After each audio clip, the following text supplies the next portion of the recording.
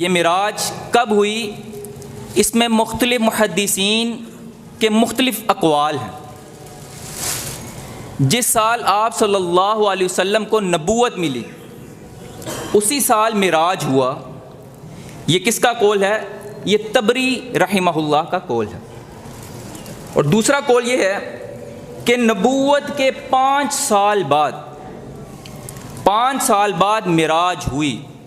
یہ امام نووی رحمہ اللہ کا قول ہے۔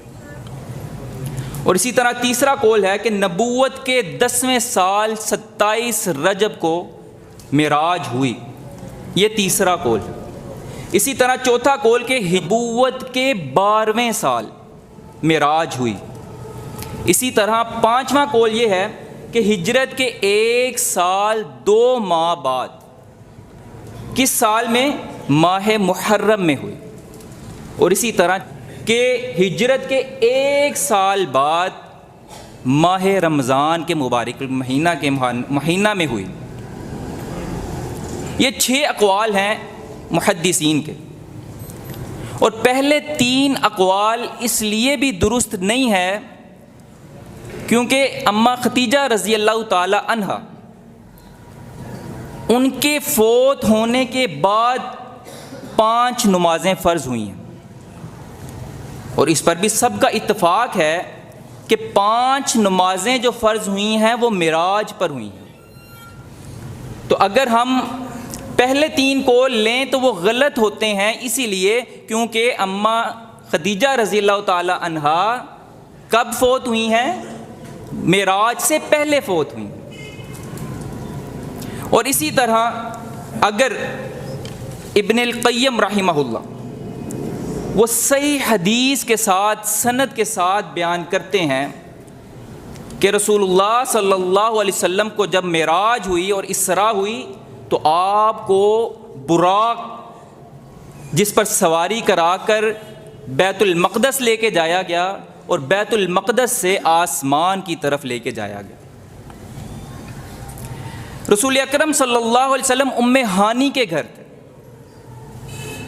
اور سو رہے ہیں کہ اچانک چھت پھٹ جاتی ہے۔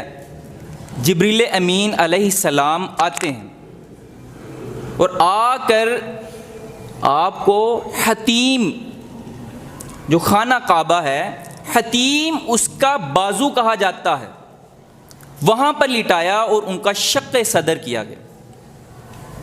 اور پہلے بھی آپ کے سامنے بیان کیا تھا کہ اللہ کے رسول صلی اللہ علیہ وسلم کو 2 دفعہ شق صدر کیا گیا۔ ایک دفعہ بچپن میں کیا گیا، وہ بھی آپ کے سامنے رکھا تھا کہ جو فرشتے آئے اور آ کر شق صدر کیا، اور دوسرا شق صدر اب ہوا ہے۔ فرشتے نے ایک طشت لیا سونے کا اور اس کے اندر زمزم تھا۔ اللہ کے رسول صلی اللہ علیہ وسلم کے دل کو نکالا گیا اور زمزم کے پانی سے دھویا گیا، اور اس زمزم کے پانی کے اندر ایمان تھا جو آپ کے جسم کے اندر ڈال دیا گیا۔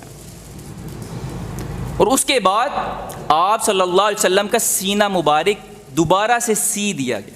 اللہ کی قسم کھا کے کہتے ہیں کہ ہم ان کے سینے پہ سیے ہوئے کے اثرات دیکھتے تھے۔ اور آپ خود حساب لگائیے کہ آج کے دور میں اگر ڈاکٹرز بالکل ٹھیک طرح ہارٹ سرجری، اوپن سرجری کر کے کامیاب ہو سکتے ہیں، تو کیا اللہ کے حکم سے اللہ کے رسول صلی اللہ علیہ وسلم کی اس طرح سے سرجری نہیں کر سکتے؟ بالکل کر سکتے ہیں۔ اور اصحاب کہتے ہیں کہ ہم ان کے واضح طور پر نشان دیکھا کرتے تھے کہ جو جبریل امین نے واپس ان کی صلاحی کی تھی۔ اب اس کے بعد آپ صلی اللہ علیہ وسلم کے لیے ایک سواری لائی گئی جس کو براق کہا جاتا ہے۔ وہ گھوڑے سے چھوٹی اور کھچر سے بڑی تھی۔ آپ صلی اللہ علیہ وسلم کو اس پر سوار کیا گیا۔ جب آپ صلی اللہ علیہ وسلم سوار ہونے لگے تو بعض روایات میں آتا ہے کہ اس براق کو پسینہ آ گیا، وہ پسینہ چڑھ گیا، اور بعض روایات میں ملتا ہے کہ وہ بلکنے لگ گیا۔ تو جبریل امین علیہ السلام نے اس پر تھپتھی ماری، کہا شوخی کرتے ہو، ہلتے ہو، کیا تمہیں نہیں پتا کہ آج سے پہلے اور آج کے بعد ایسا سوار تمہیں کبھی مل ہی نہیں سکتا؟ پھر وہ تھپتھپاتی ہوئی ایک دم کھڑی ہو گئی، اللہ کے رسول صلی اللہ علیہ وسلم اس پر سوار ہوئے، اور اس سواری کی خاصیت یہ تھی کہ جہاں تک اس کی حد نکاح ہوتی تھی وہاں تک اس کا پہلا قدم ہوتا تھا، کہ ہم یہاں سے کتنی دور آخری حد تک دیکھ سکتے ہیں، ہماری آخری حد تو آسمان ہے۔ تو کہا اسی طرح اس شخص کی، اس سواری کی جو آخری حد ہوتی تھی وہاں پر اس کا پہلا قدم ہوتا، اور وہاں سے آپ صلی اللہ علیہ وسلم کو بیت المقدس کی طرف لے جایا گیا۔ اب بیت المقدس پہنچے تو وہاں پر جناب محمد رسول اللہ صلی اللہ علیہ وسلم نے اپنی سواری کو اسی جگہ باندھا جہاں پر سابقہ انبیاء باندھا کرتے تھے۔ اب اپنی سواری کو باندھا تو کیا دیکھتے ہیں کہ بیت المقدس میں اتنے لوگ جمع ہیں، اتنے لوگ جمع ہیں۔ جبریل امین کو کہتے ہیں کہ جبریل یہ اتنے پیارے پیارے چہرے کون سے ہیں کہ آج سے پہلے میں نے اتنا پیارا مجمع دیکھا ہی نہیں ہے، یہ اتنا خوبصورت مجمع کس کا ہے؟ تو جبریل امین علیہ السلام نے کہا کہ یہ تمام انبیاء ہیں، تمام انبیاء آدم علیہ السلام سے لے کر عیسیٰ علیہ السلام کو تو آسمان پر اٹھا لیا گیا، ان سمیت تمام کے تمام 1,24,000 کم و بیش پیغمبر تمام کے تمام آپ کے منتظر ہیں۔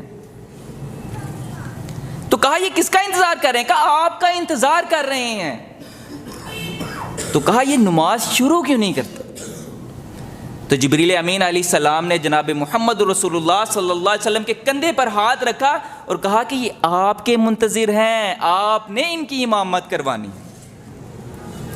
گویا وہاں پر اللہ کے رسول صلی اللہ علیہ وسلم نے 1,24,000 کم و بیش پیغمبروں کی امامت کروائی۔ یہ ہے ہمارا نبی کہ جس کے بعد جناب محمد رسول اللہ صلی اللہ علیہ وسلم کو امام الانبیاء کہا جاتا کہ آپ تمام انبیاءوں کے بھی امام ہیں۔ اور اسی لیے قرآن میں بھی اللہ رب العزت نے اس چیز کی وضاحت کر دی ہے کہ آپ کے ہوتے ہوئے اگر کوئی نبی آ جائے تو اس نبی پر بھی لازم ہے کہ وہ جناب محمد الرسول اللہ صلی اللہ علیہ وسلم کا امتی بن کر آئے گا، نہ کہ نبی بن کر آئے گا۔ یہ جناب محمد الرسول اللہ صلی اللہ علیہ وسلم کی فضیلت ہے، اور ہماری خوش قسمتی ہے کہ ہمیں نبی ملا تو ایسا ملا۔ ہماری خوش قسمتی ہے کہ ایسا نبی جو اتنی پیار کرنے والا، اپنی امت کے ساتھ، تمام انسانیت کے ساتھ اتنا پیار کرنے والا نبی ملا۔ یہاں پر اس کے بعد جناب جبرائیل علیہ السلام نے جناب محمد رسول اللہ صلی اللہ علیہ وسلم کے سامنے 2 پیالے پیش کیے، 2 پیالے پیش کیے، اور ان میں سے ایک دودھ کا تھا اور ایک شراب کا تھا، اور آپ سے کہا گیا کہ اللہ کے رسول آپ ان میں سے چن لیں، آپ ان میں سے منتخب کریں۔ تو جناب محمد الرسول اللہ صلی اللہ علیہ وسلم نے دودھ کو چنا، دودھ کو چنا۔ اور جبریل امین علیہ السلام کہتے اگر آپ دودھ کی جگہ شراب کو چن لیتے تو آپ کی تمام امت گمراہ ہو جاتی۔ آپ نے فطرت کو چنا ہے، اور فطرت کون سی ہے کہ کس طرح سے کالے کلر کی کالی بھینس خون کی رگوں کے درمیان سے ایک ناڑ نکلتی ہے جو اتنا صاف اور اتنا سفید دودھ دیتی ہے، یہ اللہ کی فطرت، یہ فطرتی طور عمل ہے، یہ اللہ کی قدرت ہے۔ تو اللہ کے رسول صلی اللہ علیہ وسلم نے دودھ کو چنا اور یہ فطرتی چنا، اسی لیے ہماری امت گمراہ ہونے سے بچ گئی۔ اور اس کے بعد آگے چل کر یہاں پر جناب محمد رسول اللہ صلی اللہ علیہ وسلم کا اسراء ختم ہوا، جس کو بیت اللہ سے لے کر بیت المقدس کی سیر کہا جاتا ہے۔ اب یہاں سے جو سفر شروع ہوتا ہے وہ معراج ہے، جو بیت المقدس سے لے کر آسمان تک، یہ معراج ہے۔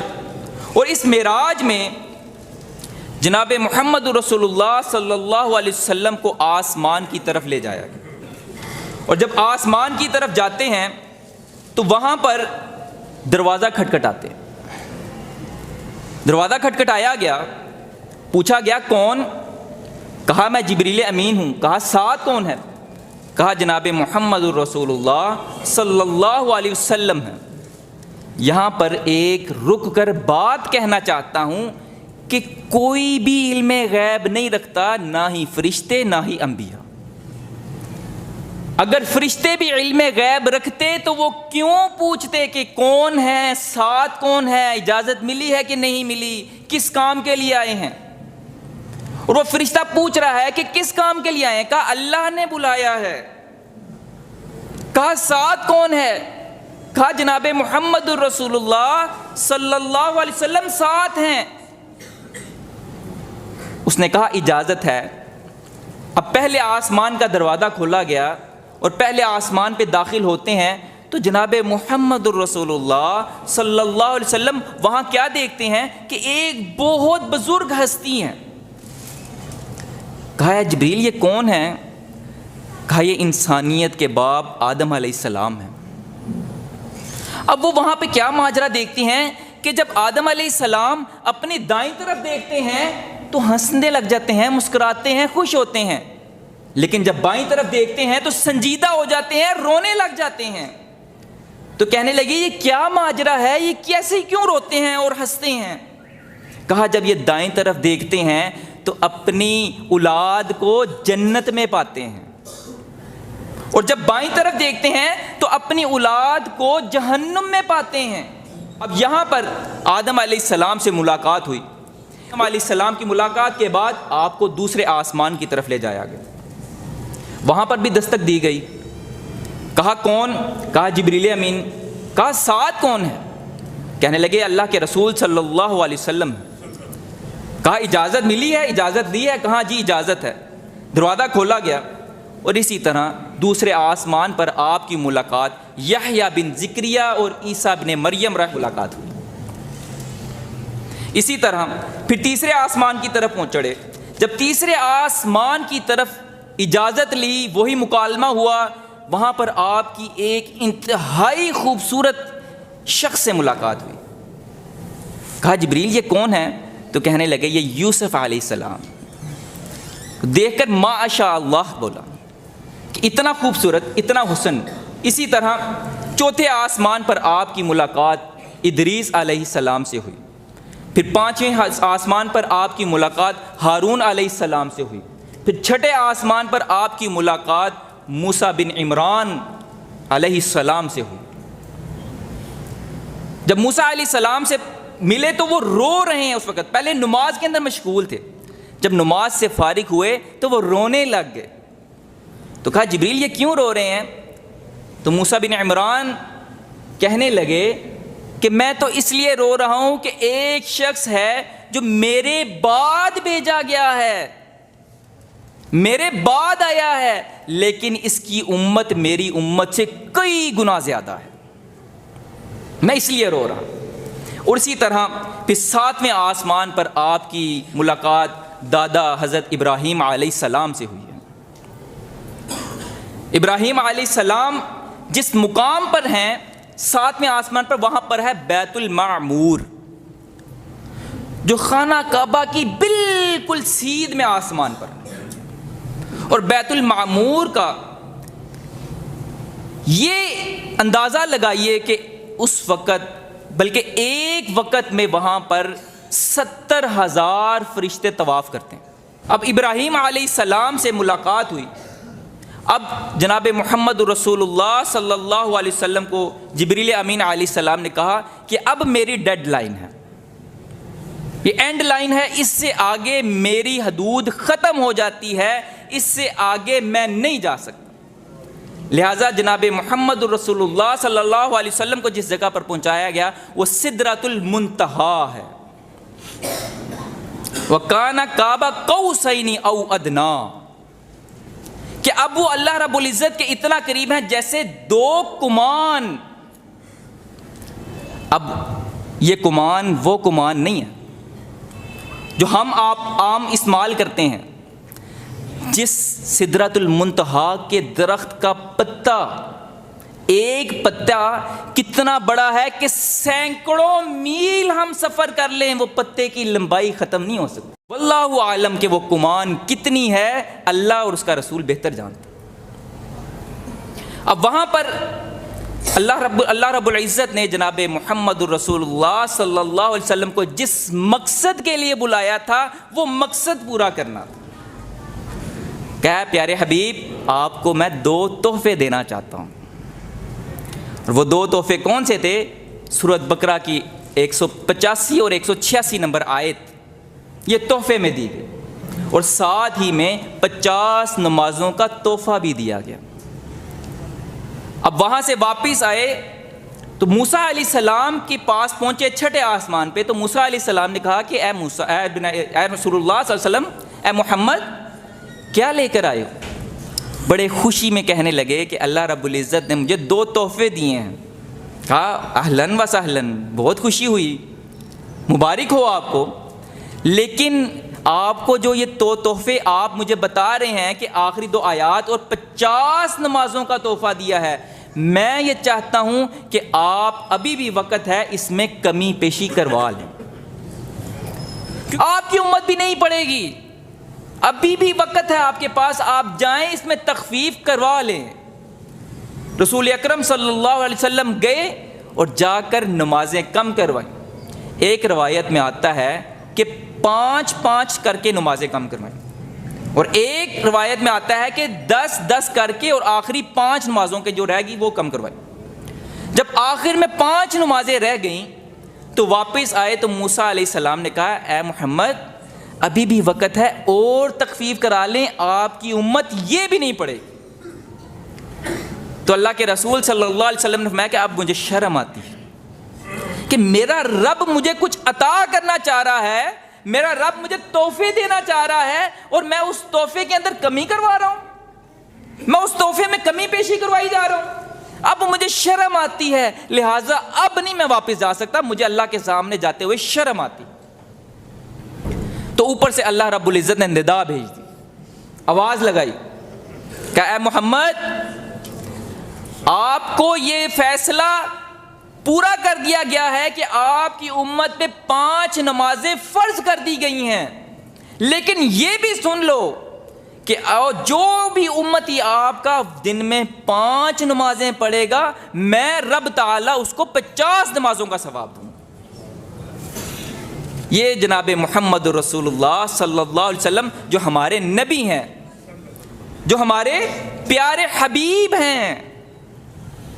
اب وہاں پر جناب محمد رسول اللہ صلی اللہ علیہ وسلم کو جنت بھی دکھائی گئی، جہنم بھی دکھائی گئی. اب جہنم میں کیا دیکھتے ہیں کہ آپ نے وہاں پر جہنم کے دروغے کو دیکھا ہے جو کھینچ کے جہنم کی طرف پھینکتا ہے. کہ اس کی کیفیت یہ ہے کہ نہ وہ ہنستا ہے اور نہ ہی اس کے چہرے پہ کبھی خوشی آئی ہے. یہ جہنم کا دروغہ. اور اسی طرح وہاں پر آپ کو دکھایا گیا ان لوگوں کا حال جو یتیموں کا مال ظلمن کھاتے ہیں، یتیموں کے مال ہڑپ کر جاتے ہیں. کا ان کا حال دیکھا کہ ان کے ہونٹ اونٹوں کی ہونٹوں کی مانند ہیں، اور وہ اپنے ان ہونٹوں سے اتنے بڑے بڑے ٹکڑے پتھر کے کھا رہے ہیں، اور وہ کھاتے ہیں اور کھانے کی جگہ سے ان کے وہ پتھر باہر نکل رہے ہیں. اللہ اکبر. اسی طرح آپ نے فرمایا کہ وہاں پر میں نے سود خوروں کو بھی دیکھا ہے، سود خوروں کو بھی دیکھا ہے. ان کا حال یہ تھا کہ ان کے اتنے بڑے بڑے پیٹ تھے، اتنے بڑے بڑے پیٹ تھے کہ وہ اپنی جگہ سے ہل ہی نہیں سکتے. اسی طرح آپ نے وہاں پر زناکاروں کو بھی دیکھا ہے، جو زنا کرتے ہیں ان کو بھی دیکھا کہ ان کے سامنے تازہ اور فریب تازہ گوشت رکھا ہوا ہے، اور اسی کے ساتھ جلا بسا بچھڑا ہوا گوشت، گندا گوشت رکھا ہے. وہ تازے گوشت کو چھوڑ کر گندے گوشت کو کھا رہے ہیں. اسی طرح آپ صلی اللہ علیہ وسلم نے وہاں پر ان عورتوں کو بھی دیکھا، ان عورتوں کو بھی دیکھا جو شادی شدہ ہونے کے باوجود زنا کر لیتی ہیں، اور اس زنا کی وجہ سے وہ حاملہ ہو جاتی ہیں، اور وہ ان حاملہ پیٹوں پر جو ان کے بچے ہیں وہ اس کے اپنے باپ کی طرف نہیں بلکہ اپنے شوہروں کی طرف منسوب کرتی ہیں۔ کہا ان کا کیا حال تھا؟ کہا ان کو یہ سزا ملی کہ ان کے سینوں پر ٹیڑے سوئے گھونپے ہوئے ہیں اور آسمان اور زمین کے درمیان لٹکایا ہوا ہے ان کو، یہ حال ہے ان کا۔ اور فرمایا کہ وہاں پر جنت میں جو دیکھا، کہا حضرت عمر فاروق رضی اللہ تعالی عنہ کا محل دیکھا، اس محل میں جب دیکھا تو اندر جانے لگے لیکن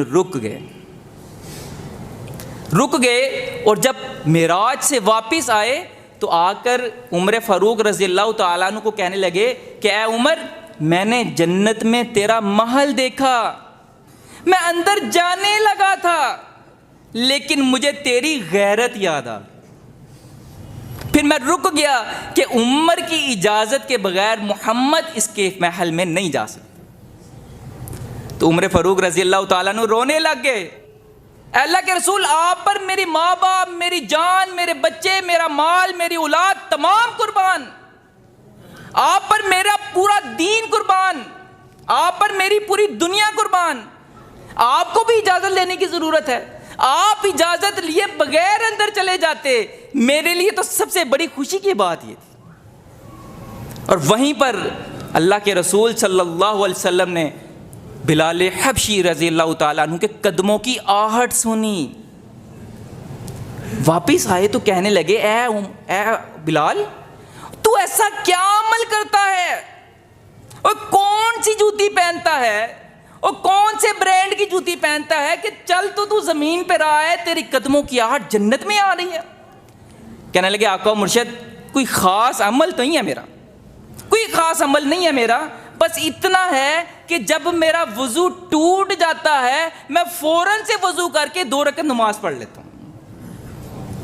اللہ رب العزت کو اتنا عمل یہ پسند آیا، اتنا عمل پسند آیا کہ اللہ رب العزت جب بلال حبشی زمین پر چلتے ہیں لیکن قدموں کی آہٹ اللہ رب العزت آسمان میں سنا رہا ہے۔ اور اسی طرح جب واپس آئے، آتے اور جاتے ہوئے آپ صلی اللہ علیہ وسلم کو ایک اہل مکہ کا قافلہ بھی دکھایا گیا، وہ مکہ کی طرف آ رہا تھا اور ان کا ایک برتن تھا جس میں پانی تھا اور اس پانی کے برتن کو ڈھکا ہوا تھا۔ اللہ کے رسول صلی اللہ علیہ وسلم نے اس برتن سے پانی بھی پیا، اور اس وقت وہ قافلے والے سو رہے تھے، پانی پی کر واپس اسی برتن کے اوپر ڈھکن رکھ دیا، اور ان کا ایک گھوڑا بھی دکھایا جو بدک رہا تھا، ان سے آگے آگے بھاگ رہا تھا۔ اور جب واپس آئے، اور یہی بات تھی جو تصدیق کرنی تھی، اللہ رب العزت نے یہ قافلہ کیوں دکھایا، پانی کیوں پلایا، تصدیق کروانی تھی۔ اب واپس آئے ہیں تو آ کر اگلی صبح اللہ کے رسول صلی اللہ علیہ وسلم نے بتایا کہ میں ایک رات کے اندر بیت المقدس بھی گیا ہوں، میں آسمان کی سیر بھی کر کے آیا ہوں، میں جنت بھی دیکھ کر آیا ہوں، میں جہنم بھی دیکھ کر آیا ہوں۔ تو تمام کفار مکہ جتنے بھی تھے ہنسنے لگے، کہا اگر اونٹ کی بھی سواری کی جائے تو پتہ نہیں کتنے مہینے لگیں گے بیت المقدس جانے کے لیے، کئی مہینے لگ سکتے ہیں بیت المقدس جانے کے لیے، اور آپ ہمیں کتنے آرام سے بتا رہے ہیں کہ میں ایک ہی رات میں بیت المقدس بھی ہو آیا ہوں اور آسمان کی سیر بھی کر آیا ہوں۔ تو یہ بات جب کفار مکہ کو پتہ لگی، بڑے ہنسی خوشی ابو جہل آ رہا ہے، اور رستے میں ملا کون؟ اللہ کی قدرت کہ ابو بکر صدیق رضی اللہ تعالیٰ عنہ مل گئے۔ کہنے لگے کہ اگر میں تمہیں کہوں کہ ایک شخص راتوں رات یہ سفر کرتا ہے، آسمان کی سیر کرتا ہے، تم مان لو گے؟ ابو بکر صدیق کہنے لگے نہیں، میں کیسے مان لوں؟ تو ابو جہل ہنسنے لگ گیا، کیوں؟ اس کے مرضی کا اس کو جواب مل گیا۔ کہنے لگا میں اگر تمہیں کہوں صرف بیت المقدس نہیں گیا، رات کو آسمان بھی پھر کے آیا، ایسا تو آسمان کی جگہ سارا پھر کے آیا، دیکھ کر آیا۔ کہنے لگے کہ کیسی بات کرتے ہو ابو جہل، یہ کیسی بات ہے، ماننے کی تو ہے ہی نہیں۔ تو پھر ابو جہل نے کہا کہ جس کا تم دین مانتے ہو، جس کا تم کلمہ پڑھتے ہو، جناب محمد الرسول اللہ، ابھی صرف یہ لفظ نکلا ہے منہ سے، جناب محمد الرسول اللہ کا لفظ نکلا ہے کہ وہ بولتے ہیں، انہوں نے کہا ہے، تو کہا چپ کر جو، آگے نہیں بولنا، آگے نہ بولنا۔ اگر اس زبان نے یہ کہا ہے تو وہ آسمان کیا، آسمان سے اوپر بھی جا سکتا ہے، وہ تمام ملک کی سیر کر سکتا ہے، وہ پوری دنیا کی سیر کر سکتا ہے، اگر اس نبوت والی زبان نے اپنی زبان سے کہا ہے۔ اس کے بعد جناب ابو بکر صدیق رضی اللہ تعالیٰ کو صدیق کا لقب ملا۔ ایمان کی ضرورت ہے ہمیں یہ والے لیول، ہماری ایمان کا یہ ہونا چاہیے کہ جہاں پر جناب محمد رسول اللہ صلی اللہ علیہ وسلم کی بات آ جائے، وہاں پر اپنی عقلوں کو نہیں دوڑانا، وہاں پر اپنی عقل سے بحث نہیں لڑانی، جو پیارے حبیب نے کہہ دیا وہ ہماری پوری زندگی ہے، ایک لفظ کے اندر ہماری پوری زندگی مرکوز ہے۔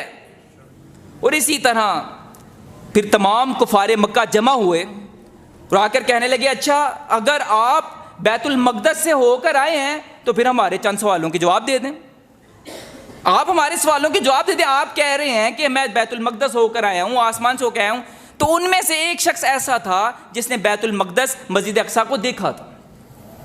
اللہ رب العزت نے پوری مسجد آنکھوں کے سامنے لا کر رکھ دی، پورا بیت المقدس آنکھوں کے سامنے لا کر رکھ دیا ہے، اور کہا کہ اے حبیب جو جب پوچھتے ہیں بتاتے جاؤ۔ کہا اس کی الماریاں کیسی ہیں؟ انہوں نے کہا جی ایسی ہیں۔ اس کی کھڑکیاں کیسی ہیں؟ ایسی ہیں۔ ان کی وہاں پر جہاں سے سواری باندھتے ہیں وہ کیسی جگہ ہے؟ تمام تر ایگزیکٹ اسی طرح بتا دیا۔ اب وہ پریشان کہ بھائی جو ہے وہی بتا رہے۔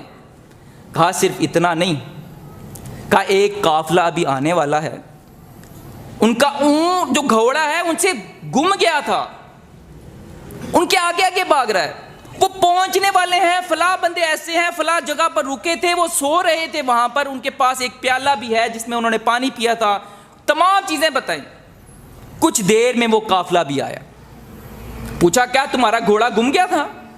کہا ہاں جی۔ جس شخص نے یقین کرنا ہو اس کے لیے دلائل کی ضرورت نہیں پڑتی۔ تمام تر واقعہ معراج جو اللہ رب العزت نے اپنے پیارے حبیب کو کروائی ہے، اللہ سے دعا ہے کہ اللہ ہمیں جو سنا اور سنایا اس پر عمل کرنے کی توفیق عطا فرمائے۔ وآخر دعوانا ان الحمد للہ رب العالمین۔